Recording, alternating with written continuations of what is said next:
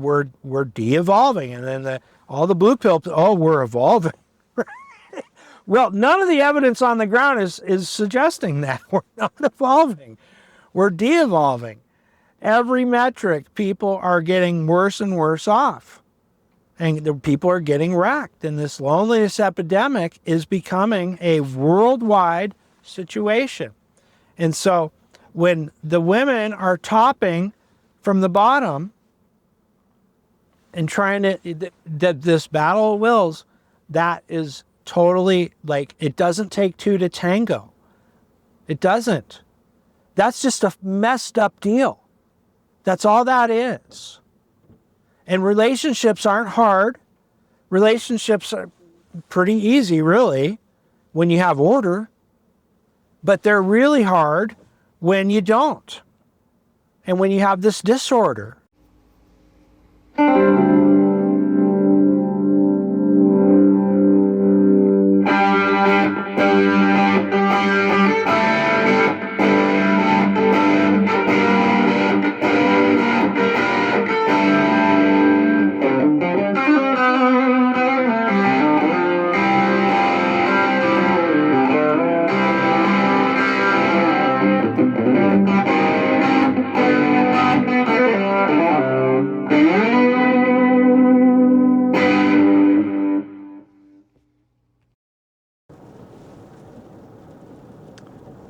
Welcome to Monogamish, the show where we deal with the real red pill, the loneliness epidemic disaster that is affecting us all.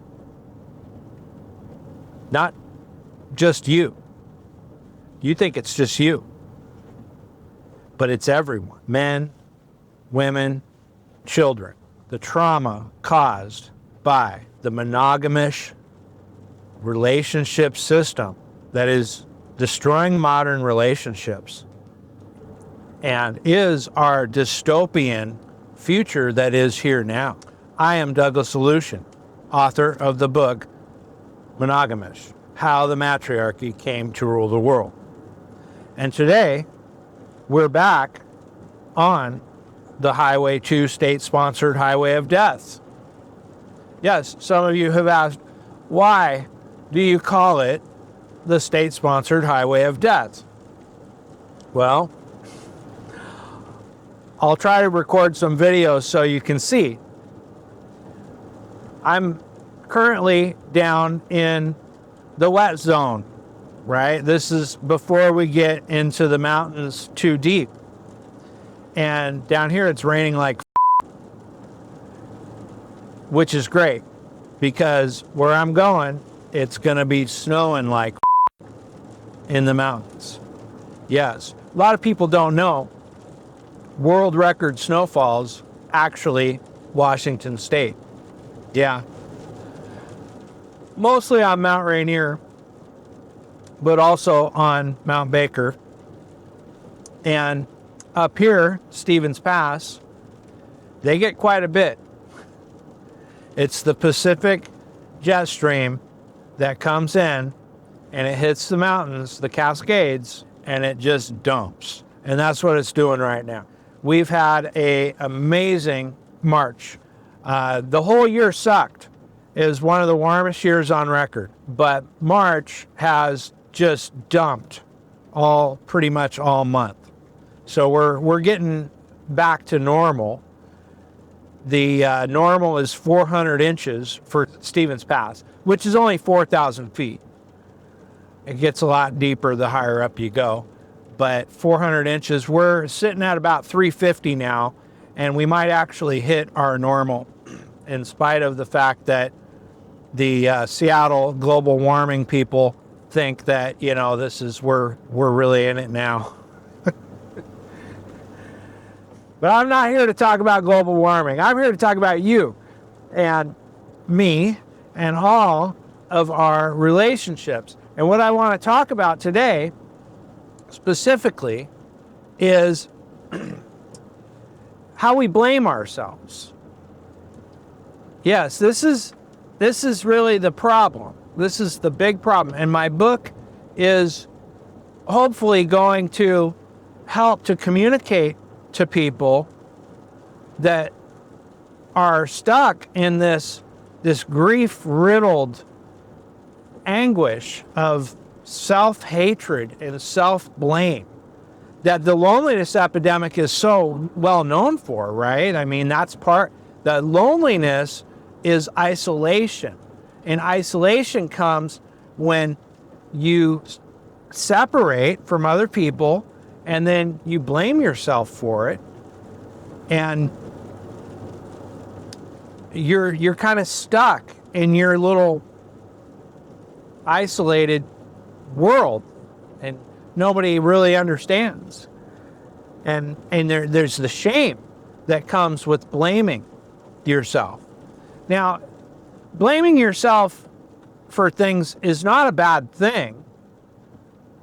And this is what's confusing is, you know, men especially recognize the conservative mindset of not being a victim, right? And blaming yourself, looking at your side, you know, what did you do wrong so that you can have control over that and fix it, right? And so that's healthy, you know, and the problem though is that this becomes the dominant narrative. And it's really a problem in a confusing situation like relationships because there's so many moving parts and it's really easy to blame yourself if that's what you're going to do. And also, especially if that's what other people are going to do to you, particularly your partner. Both partners tend to blame themselves or blame each other, I mean. And so then we internalize that at some point. And we say, and I want to be clear here, this is another confusing thing. I'm not really blaming the woman. I'm not blaming the man or the woman. Now, if you go back and watch my video on what caused feminism, this is very, very clear. What caused feminism is technology that men created. And I explain that in detail, precisely how that works in that video and in my book. So it's not women that are necessarily, you know, the bad guy at fault. It's not the men either. But what we're talking about here really is how we self-blame, how we carry this shame and this grief. And I hear this a lot, mostly from men. But I hear it from women too, because, you know, I'll tell you guys a little secret. Part of the reason why I know what I know, besides having lived it, you know, 10 times, I've met 10 times, 10 times with that kind of a shape situation in my life. Long-term, 3+ year relationship gone to total sideways chaos. Besides that, though, for many years now, and even when I was younger, I did this too, but I investigated the female side, and I studied the female side intently. I've studied the male side, and I've studied the female side. And so I go into these female spaces, and I don't really pretend that I'm a simp. I just, you know, all you really have to do is keep quiet, right? And you listen to what they're saying, you know, what they're thinking, and so I intimately know, because I'll probably do a video on that on the future, about one female space in particular that I've audited to explain to you guys, you know, what kind of things that they're coming up with, which is pretty crazy. It's the psychology blue pill, trauma-based, you know, mindset, which I'm speaking against here with the red pill. But But one thing that's consistent with the women too is they don't really blame themselves like the men do. The men are very specific. The women do a lot of, as you know, evading responsibility. But they do still blame themselves on a kind of a bigger level, right? They're, of course, they're victims, that's the dominant narrative. But they own being a victim. And they'll be like, it's my broker picker syndrome, and I'm only attracted to unavailable men, and I keep ending up with the same type, and so on, and how can I reprogram myself, to be with this is where the women get it wrong. They're trying to reprogram themselves to be with a simp, right? I know, it's crazy. Oh yeah, this is this one spot I'm at where you've gun it, right? You go on this 2-lane for like ever, right? And then you get to this one spot past Zeke's. If anybody knows Highway 2, past Zeke's, which is a burger joint, and it turns into 2 lanes each direction. This is like the only place like this, and it's totally straight, and everybody just guns it. Like they're going like 40 back there, and then once they hit this spot, it's like 100. And there's some fatalities in here because they have like a head-on where 2 people are going 100. That's why it's the state-sponsored highway of death. Sorry, I forgot. I get sidetracked, but I'll show you some videos of the rain, and you can't really see good, and it's just everybody's just going 2-lane, 70 miles an hour against each other, and that's why, we have the problems we have here. So, yeah, the women blame themselves too, is what I'm saying. So this is why I say the loneliness epidemic problems that we face in the red pill, where we're trying to be honest about things, is affects both men and women. And women are affected severely, if not more, because I think that while women are, benefactors of the gynocentric system, it's to their detriment.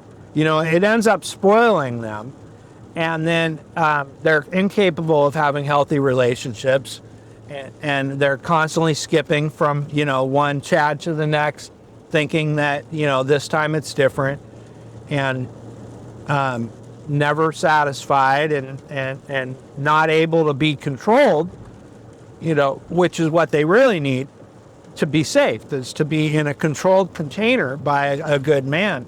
They can never achieve that. And so then they destroy their family. We're dealing with, especially the young ones, but women, 20s, 30s, 40s, 50s now, they're all the product of the previous abuse that happened in their monogamish families. So the monogamish relationship system started in the 1960s. By the 1970s, we have the divorce epidemic beginning, and the power got transitioned to the women, and then they started with divorce trend. Well, most of the people that are really actively dating now were born after that, right? So they're born into this trauma with their own parents. They witnessed it. Their mother taking control over their father, and their father becoming impotent and never being able to have that former unified patriarchal family that we used to have, the family structure. And so with the matriarchal structure, this starts the fight, right? And this will play in a few minutes when I get to why it's not your fault, right? This is why it's not your fault, because this system is not you. You did not make this system. I did not make this system. None of us did. We are inheritors of this system, for better and worse.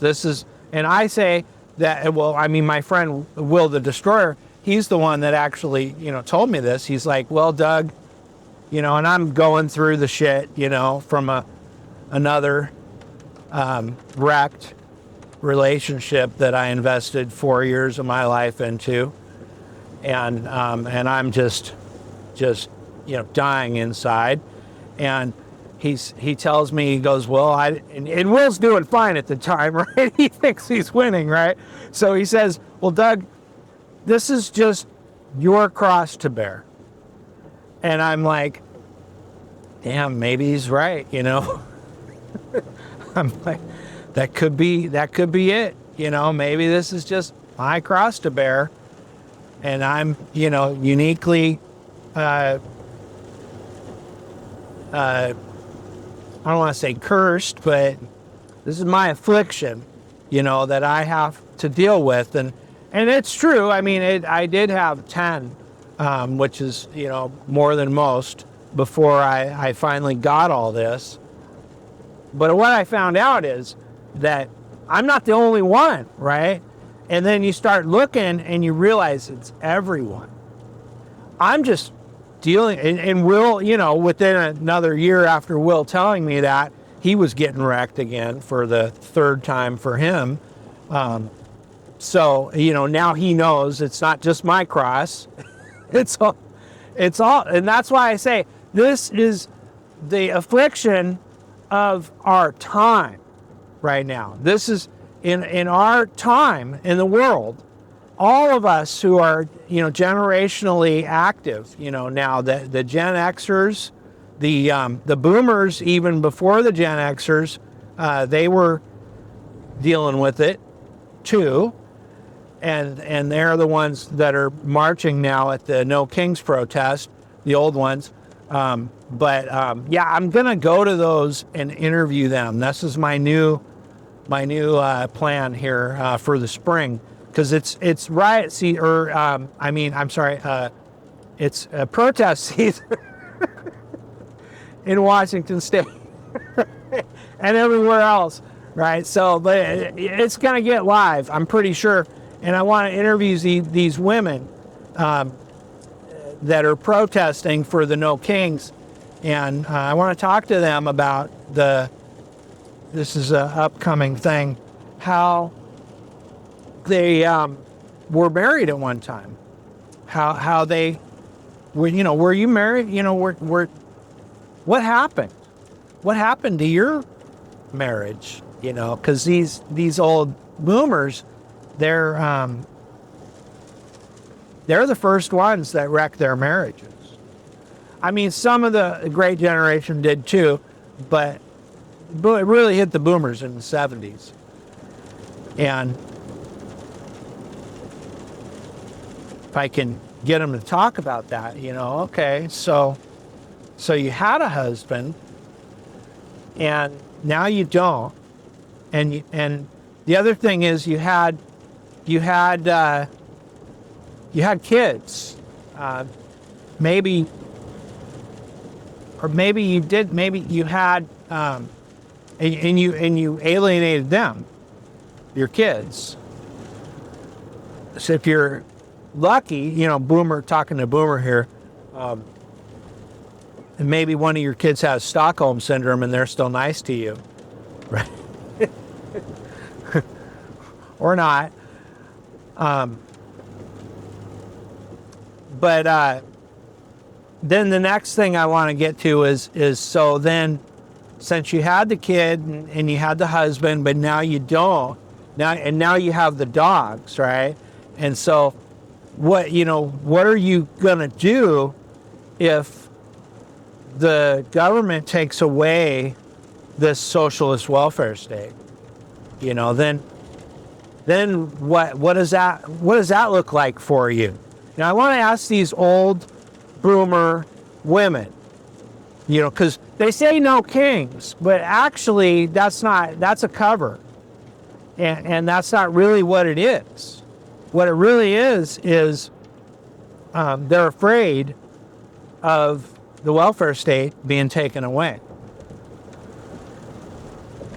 And I want to expose that so you guys can see. So anyways, back to my story, the generations, starting with the baby boomers, then Gen X, then the millennials, then Gen Z, they've all been afflicted. So we're all born into this trauma now. It's unique. I'm a Gen X, so when I was a kid, my family got wrecked twice, and like us back then, it was like 50-50, right? And like half the families were getting wrecked, half of them were still whole, and we thought we were uniquely, suffering, because we would see the other whole families, right? And they would have like new cars and, go on vacations, the dad at home and all this stuff.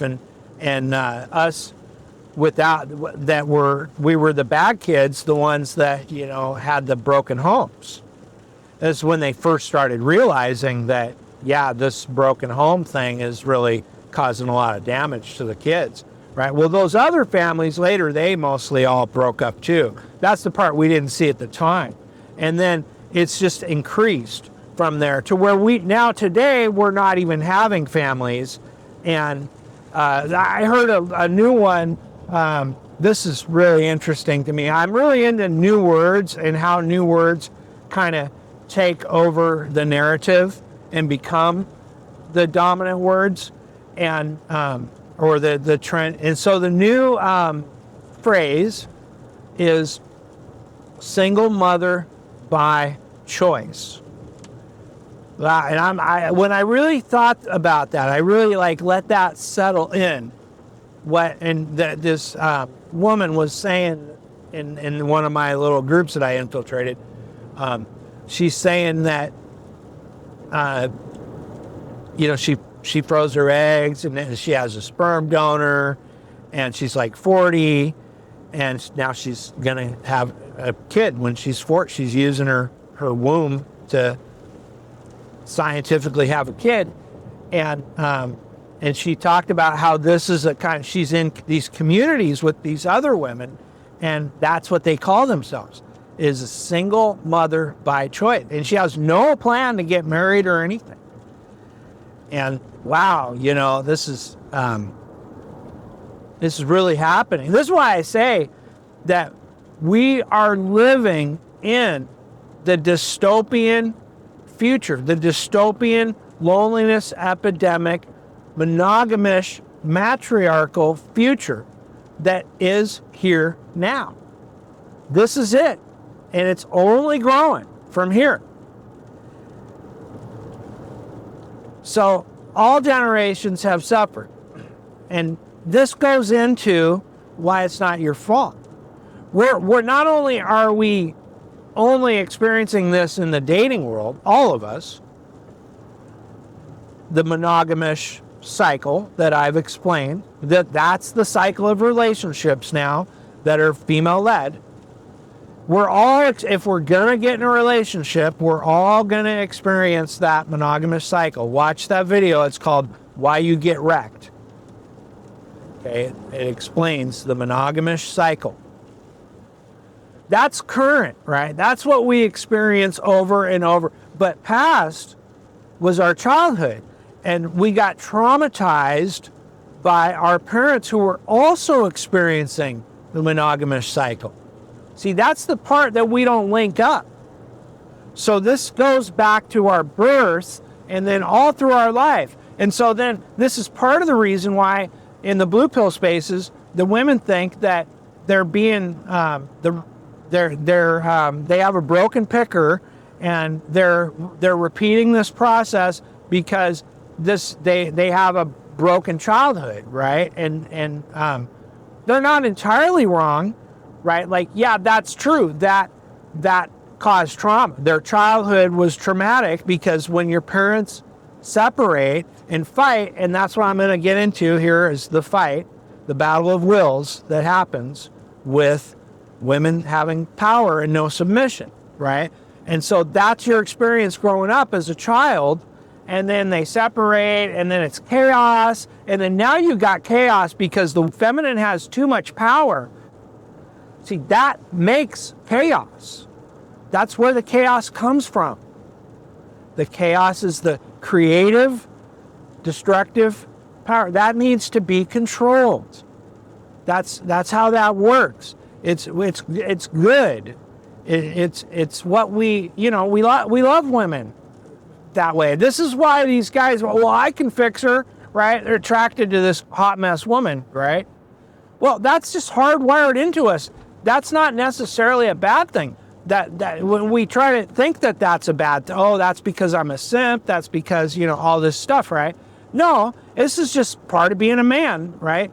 But where it's bad is that she has too much power. So you could fix her. That's all true, right? Except for the fact that the feminist world that was created by man's technology has transferred all the power away from you to her, right? So you can't fix her because you have no power.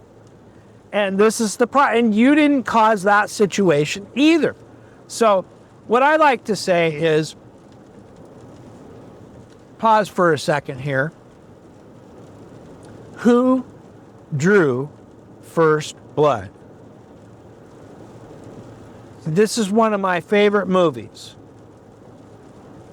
It's called First Blood. When I was a kid, that movie came out. I was probably 10 years old. I don't know. Just off the top of my head, I think it came out like 1980, right around there. And I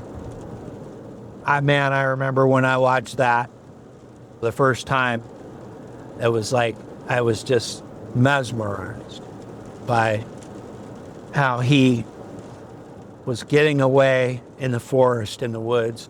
And that forest is right here, right there. I'm still doing it.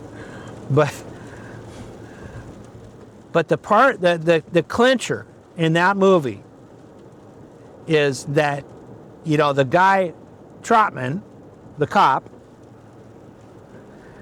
he was fucking with him. And it wasn't that, he was looking for, Johnny Rambo. He wasn't looking for trouble. He wasn't even causing any trouble. He was going to see his friend, and actually his friend's wife, I think it was. It's right in the very beginning of the movie. And to give him a picture, or her a picture of him, and tell him, that he loved her, and he's dead. I think that's how I remember it. It might have been, I might be off on that. You can check me, but that was in the beginning. That's the nature of what he was doing there. And this cop started pushing on him, and then it just got worse from there.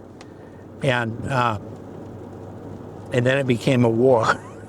A one-man war. This is why I love it. See, you red pill guys, this is our deal, right? This is what it's like being a red pill guy, is that you're like, your whole life you're like, something's not right, but you can't quite figure it out. You can't quite place your finger on it. But then you realize at some point you're like, you start getting these little red pills. Oh, that's not true. They were lying about that. And you get woken up to the truth, and you want more. And that's, but you're alone, and you're shamed for it. And then you gotta, fight. The red pill has to fight constantly. We're constantly fighting with the blue pill, which is the majority gynocentric narrative, to say, no, this is actually bullshit, right? So Rambo, at the end of the movie, he goes after the whole town, right? And I think his colonel, who, you know, God didn't make Rambo, I did. He tries to talk. He finds him, you know, and he's destroying the cop shop and everything. He finds him, and he's killing the bad cop. He's laying waste to all of them. And the colonel finds him, and he says, you know, it's got to stop. You can't do this, Johnny. Which, that's another thing that we like, you know, what he was doing. You know, it's like, well, fuck this shit, man. I'm going to reestablish control. That's what the soldier was doing. And his response to the colonel was, they drew first blood. He said, I didn't draw first blood. They drew first blood. And that's the point that I want to make to you about, you know, this blaming yourself thing. Is you didn't draw first blood. You simply did. No matter what your wrongs are, okay, 9 times out of 10, if not more, I don't know the actual statistic, but I know that it's high. What men are doing when they're getting wrecked,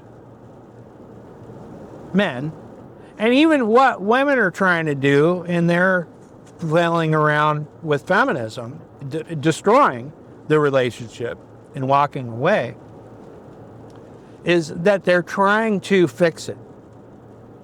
That's what they're trying to do. Because I guarantee you, the women, they want to be in a healthy relationship. They do. They don't know what they're doing. The men, they probably do know what they're doing. And they're trying to fix it.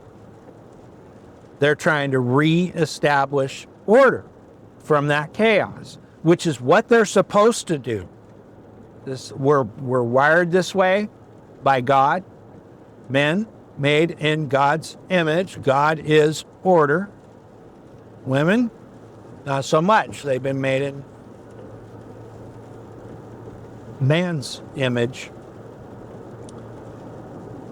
And order's not their thing. Creation is their thing. We need both.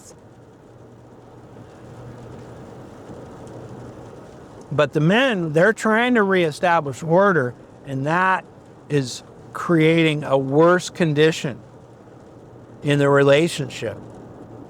And then now the woman fights, but she has all the power. So what you find, and I've found this over and over, and I'm sure all you have found this in your wreckage that you've been through, is what ends up happening is love turns to hate. But how? How does it turn to hate? Is that there is a battle of wills. You guys are equal partners. See, that's the problem. You're not supposed to be equal partners. There's supposed to be a headship of the man.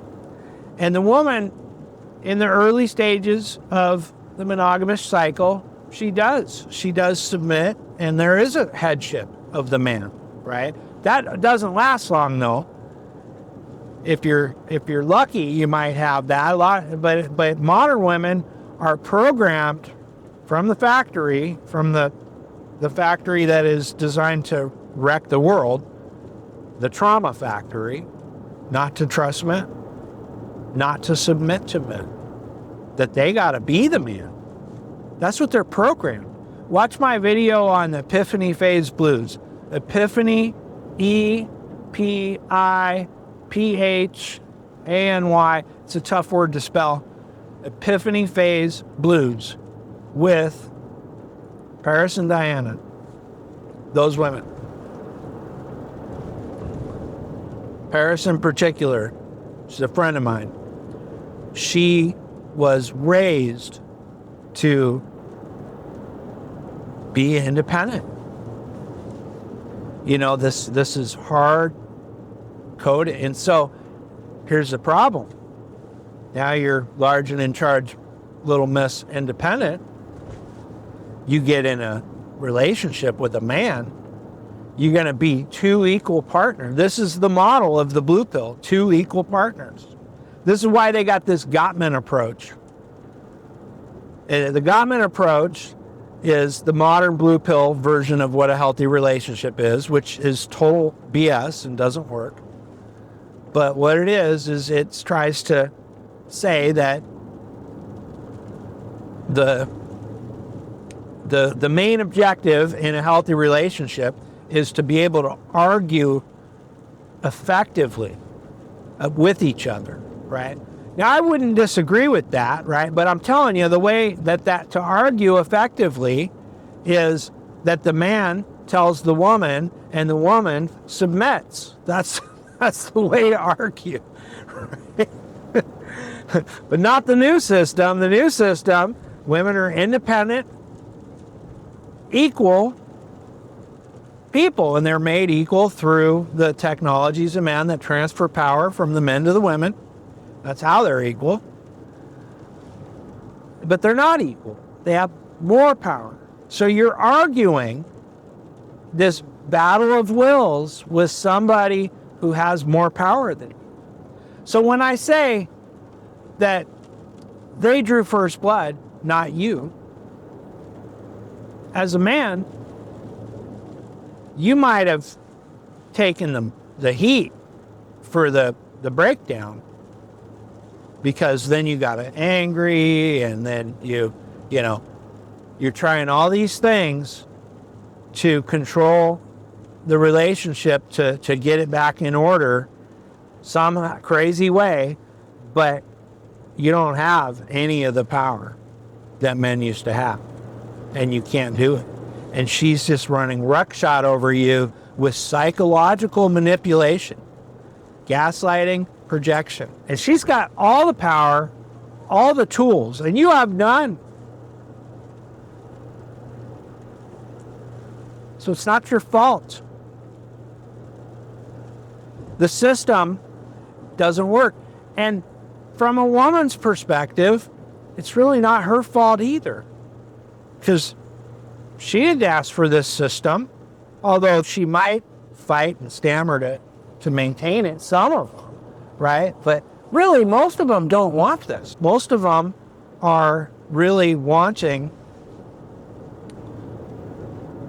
to be with a strong leader, man, a headship, a spiritual headship. Physical, emotional, spiritual, all of it. They want that. But their programming and they can't reconcile in their head. Okay, I want this, but then I can't find it, right? That's why, where's all the good men, right? Well, you can't be a good man.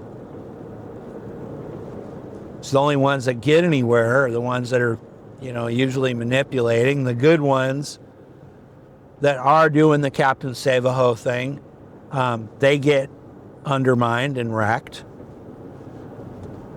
like I discussed in the last video with the monogamish cycle. So that is the dilemma. Who drew first blood? And it's not the man, it's not the woman. It's none of them. Let's say, but it's my trauma. Okay, so it's your childhood trauma. Well, your parents, they were dealing with the monogamish cycle. Okay, well, your parents didn't ask for that. That wasn't the plan. That's just what happened. That was the world that they were born into.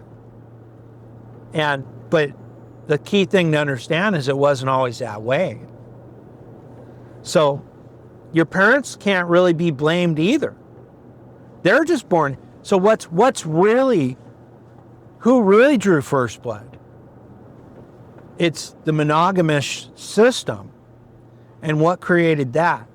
That's why I have that video, What Caused Feminism? This is where we all get it wrong. It's the technologies that are causing this. It's not any of our faults. And so we've got to get off this blame train. And the men blame the women. And the women blame the men.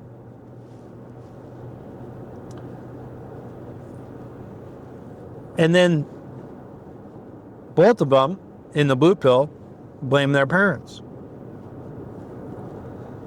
They think this is how relationships are. That's where the evolutionary biologists get it wrong, or evolutionary psychologists or whatever. They try to say, oh, well, because we're studying women in captivity today, right? And they're reacting this way. So that means that in a cave period that never actually happened, but that made, this is why they got this way. Well, because of the cave period. And here, they explain all these theories. None of that's true. That's all made up explanations. It's actually the technology they made. And so, you go, well, can we blame man for making the technology? Not really, because that's what man does. What does man do? I forget to explain this, but you have to ask the question, what does man do? What is man's primary objective on Earth? They make technology. That's what separates the humans. One thing. I can get into more of that, but the technology man creates to make it for us to survive. We have to have technology. That's our deal. And so you're not going to stop that. You can't stop it. The man made the gun, and then the guy with the gun, they come to America, and the guy without the gun is screwed, right? And so what does the guy without the gun, the natives, right? What do they do? What do they say? They go, well, we got to get some of those guns. I don't know if any of you have watched this new show. It's in Hawaii, and it's the early Hawaiians before the white man came. And in the show, that's what he ends up doing, is he figures out, well, we need to get guns too. Right? Brilliant, right? Because that's totally what happened. That is totally exactly what happened. And I'm a lot from Alaska. And, one thing that you learn in Alaska is the natives in Alaska, there's a lot of them, they live their native life for the most part today, right? But a lot of it's a LARP because they're doing it all with modern technology. We saw this I was there when the Macaw Indians caught their first whale, and everybody complained that they were they had guns, and speedboats and stuff to catch the whale. And a lot of people were like, well, that's not how they used to catch the whale. They didn't use that stuff, right? But that's the way it is. You can't stop it, right? Like we LARP. And that's what tradwifing and all that's all a LARP. We LARP, but we're past that. So it's the technology is a force of its own. And this is just the way what we're dealing with here. So I'm coming up on Stevens Pass, and it is beautiful. And it's afternoon, evening, you know, here. I'm getting a late start. It's like 5:30, but it's light now until, you know, 7, 8 o'clock. So I can go get a little skiing in today. And yeah, it looks dead up here. I don't know if I know the resort's not closed, but it sure is nobody here.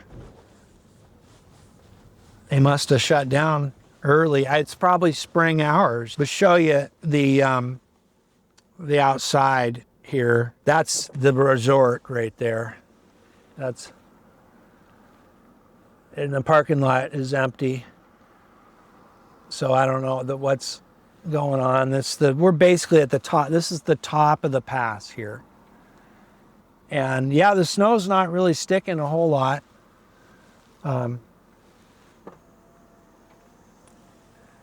But Platitudes.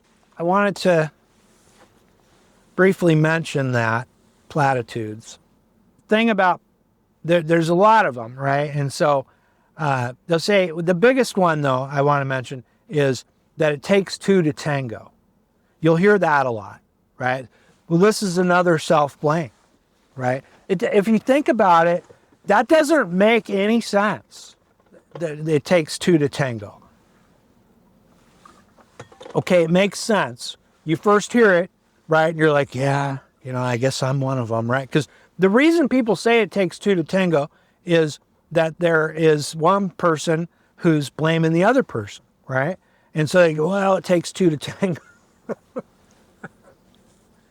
Yeah, I guess it does. But why are we doing, when tango is dance, but what is this dance?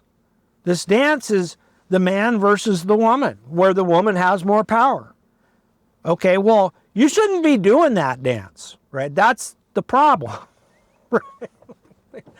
That's what's causing it. So it's the dance itself that's the problem. It's this dance doesn't work, right? And I do have some solutions at the end of my book, and I'll get into that in future videos. But there is no real solution. That's why I say this is the dystopian future that is here now. Without a hard reset where the technologies are removed to a certain extent,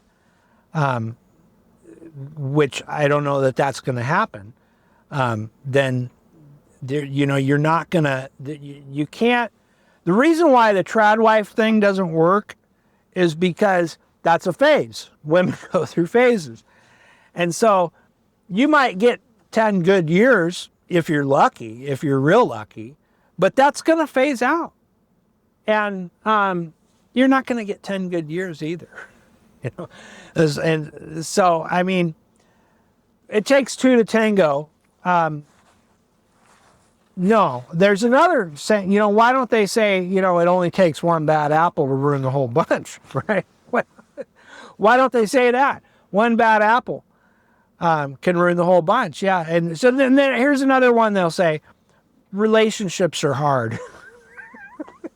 Well, yeah, because you're doing it on hard mode. Relationships are really hard. They're a fucking disaster because you got no order.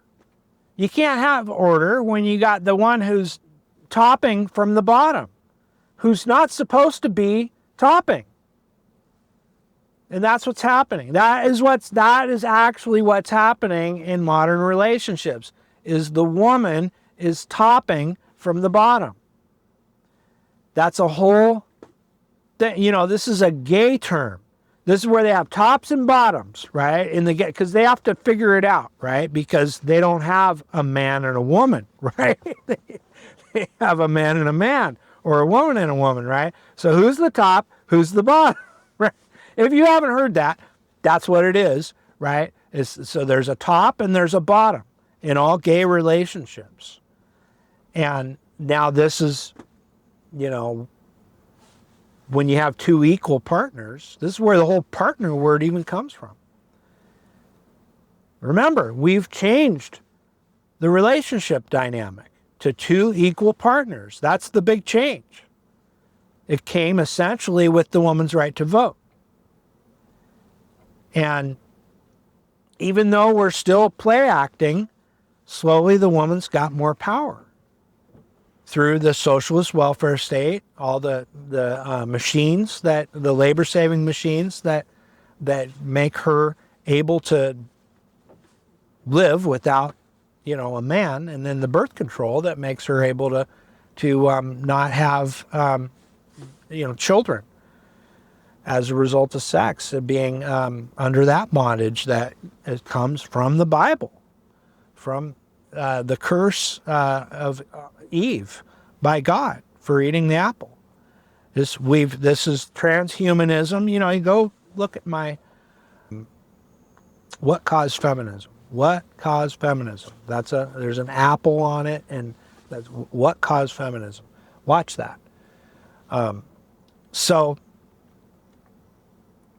now that we're two equal partners, instead of a whole family unit with the man leading the women and children as one family unit, that's mankind, right? That's the patriarchy that all the feminists are, and their panties are in a bundle about, that they hate the patriarchy.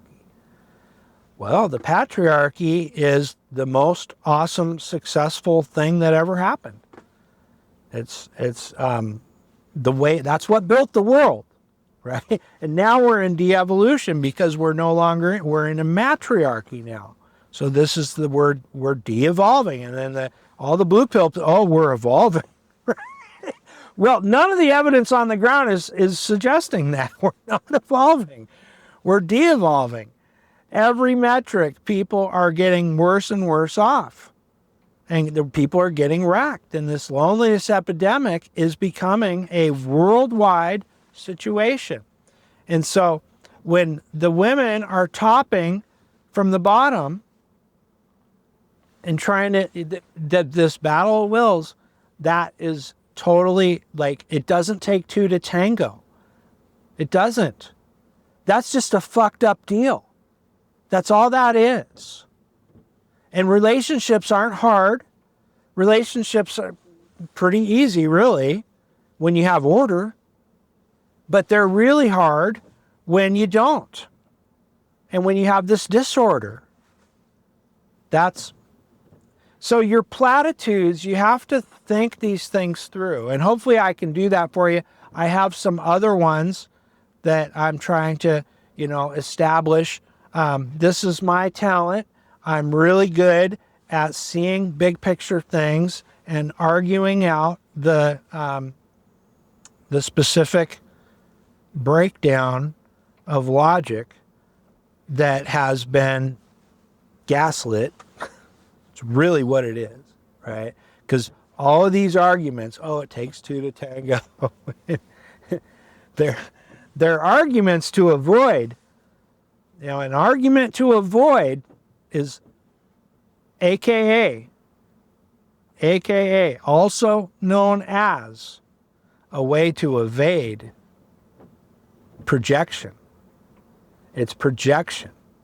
If you're evading the reality of something, I meant to say gaslighting, and you're throwing out mud to confuse the issue, and this is what you'll run into when you're in this argument with the woman who's topping from the bottom. That's what they're going to do. They're going to change the subject. They're going to turn it back around on you. These are their weapons, and they're masters. They're superior at it. They're going to turn it back around on you. They're going to subtly dismiss it. All of this is a form of gaslighting. And then they're going to blame you for what they're doing. That's projection. So projection, gaslighting, over and over. And then the forms that it takes in these arguments is turning it back around on you and confusing the issue, changing the subject, moving the goalpost. If anybody has ever, and so you really need to not argue with women.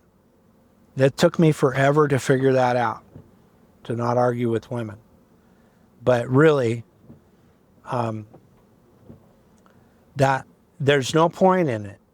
That's the problem, not the solution. If you find yourself in that argument, it's because you think that you can fix it.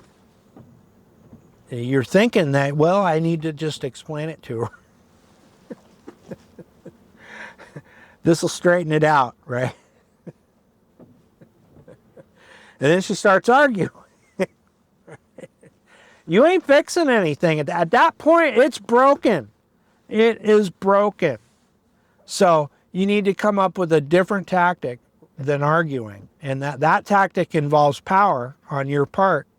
And you don't have any, unfortunately. And so in the solution section of my book, I'm not going to get into that here. I do talk about how men can exercise power. It's called Alpha Frame. That's what I call this, men's way to exercise power in this world. And I'll leave that out there for a future thing. I really want people to understand that this loneliness epidemic, shame that we find, and isolation that we find ourselves in, a lot of it's caused from this blaming ourselves. And understanding that this is a systemic system, this monogamish matriarchy that we're dealing with, that is result of technology. Understand, like, that's not you.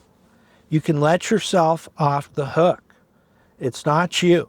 Whether you're a man or a woman, you didn't cause this. You didn't even want this. I guarantee you, you didn't want this. 100% of people don't want this.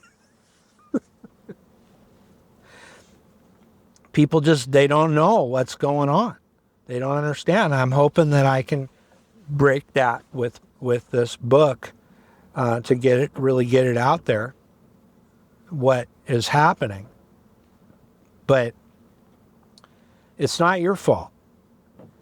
And you can start to move forward from that point of letting you've blamed yourself enough. Your problem, your real blame, is that you put yourself into that arena at all, and it's a dysfunctional arena. But why wouldn't you? We need that as human beings. We're going to die if we don't have the partnership of the opposite sex in a real partnership. But that's where we're heading. We're heading to a collapse because this system is not a real partnership, and it's never going to be a real partnership. Here's another platitude. I'll end with this one. People say that you're incapable of having. We blame ourselves for this. This is in the recovery circles, which I'm intimately familiar with, 30 years sober here. But specifically, one of the founder of modern recovery, Bill Wilson, he said this. He said the alcoholic is unable to have a lasting partnership with another human being. And that's where he found himself in the 70s. He died in 71, so I guess it was the 60s, fighting with his wife. Those guys didn't get divorced, but they fought, right? And the problem is a lot of people, they hear that platitude and that just reinforces it. Oh, well, maybe it's something wrong with me. And I've realized that because I've got this time of experience, and I can see in my own life, it's, and I thought, well, is that true? And I tested it out to the maximum extent. Am I, particularly uniquely me, am I incapable of having a lasting partnership with another human being? And I have found that that's just not true. No, these relationships in this relationship system is a destructive cycle. But that's not me, right? And I look at, I have relationships, intimate, loving relationships with people that I've had for many decades. The longest one's probably my mom. Me and my mom have a good relationship. Not always been that way, but my mom's cool. And hi, Mom. Yeah, I tell her all this stuff, right? Like, we've talked about it, She's like, wow, Doug, how did you learn all this, right? But she doesn't argue with me and she went through the same shit in her relationships. My dad's dead, unfortunately, but good for him. He was in a lot of pain. He had the Agent Orange from Vietnam. But yeah, my mom I've been close with for over 50 years. And I have my friend Will is probably my oldest surviving friend. And that's going on about 28 years. And I have girlfriends currently that I have known for, which is another story. Now, and this is kind of beyond the scope, but in the alpha frame, but I have, and they could go sideways, that could happen, but I hold alpha frame. And I've known them for, 10 plus years. And I have a lot of friends, girlfriends, guy friends, that I have been close with for many decades. And so it's not true that me or any other person is incapable of having a true partnership or any of that. It's not true. It's this system, this monogamish, matriarchal system of woman-led relationships that gets the woman arguing and fighting for the battle of wills with the man. That is a dysfunctional system by nature and will never work. Never can work. Never, Gottman approach, but they argue good together. That doesn't work. Okay? It doesn't work. Check it out. Gottman, they're like in their 70s, right? Like those people, some of them that didn't, get divorced in the divorce apocalypse that started in the 70s, some of those people are still together, yeah. And but each generation is failing more and more. And a new generation like Gen Z today, they don't stand a fucking chance, man. They are so far down the rabbit hole of this monogamish matriarchy that there's no Gottman approach is going to help them. Right? What the solution in the back of my book is the only option, and I'm finishing writing that right now for both men and women, and that's not to say I have the only solution. I don't. It's not a real solution. It's a cope. Right? But it's a good cope that, that we can, as individuals, while the world is melting down from this problem, the real problem, we can survive and thrive in that. And it's unfortunate that but we're not God, we're not in control of this deal. The best thing is we can get out from underneath it and find a pathway to life and eternal life. And I'll leave you with that. May God be with you, and I hope to see you soon.